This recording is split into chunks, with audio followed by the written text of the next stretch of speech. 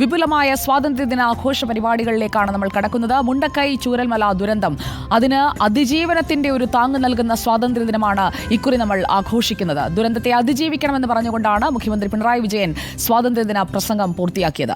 ദുരന്ത പശ്ചാത്തലത്തിൽ ദുഃഖത്തോടെയാണ് സ്വാതന്ത്ര്യദിനം ആഘോഷിക്കുന്നതെന്നും മുഖ്യമന്ത്രി പറഞ്ഞു. തിരുവനന്തപുരം സെൻട്രൽ സ്റ്റേഡിയത്തിൽ മുഖ്യമന്ത്രി പതാക ഉയർത്തി.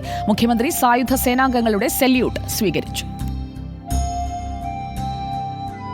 വയനാട് ദുരന്തത്തിൻ്റെ പശ്ചാത്തലത്തിൽ അതീവ ദുഃഖത്തിൻ്റേതായ ഒരു അന്തരീക്ഷത്തിലാണ് ഇത്തവണ നമ്മൾ സ്വാതന്ത്ര്യദിനം ആഘോഷിക്കുന്നത്.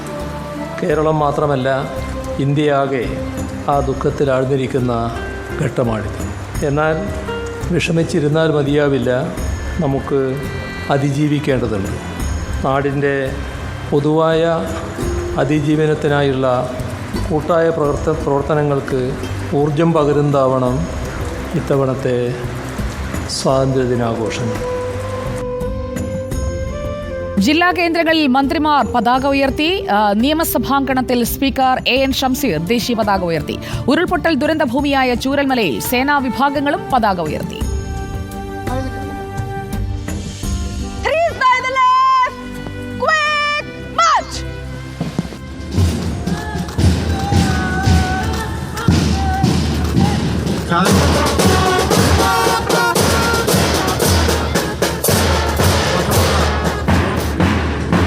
ആദരണീയായ മൃഗസംരക്ഷണ ക്ഷീരവികസന വകുപ്പ് മന്ത്രി ശ്രീമതി ജെ ചിഞ്ചുറാണി അവരുടെ സാദരം ക്ഷണിക്കുന്നു. വലതുകൈ ദേശീയ പതാക ഉയർത്തുവാനായി ബഹുമാനപ്പെട്ട സംസ്ഥാന പൊതുവിദ്യാഭ്യാസ തൊഴിൽ വകുപ്പ് മന്ത്രി ശ്രീ വി ശിവൻകുട്ടി അവരെ ആദരപൂർവ്വം ക്ഷണിച്ചുകൊള്ളുന്നു.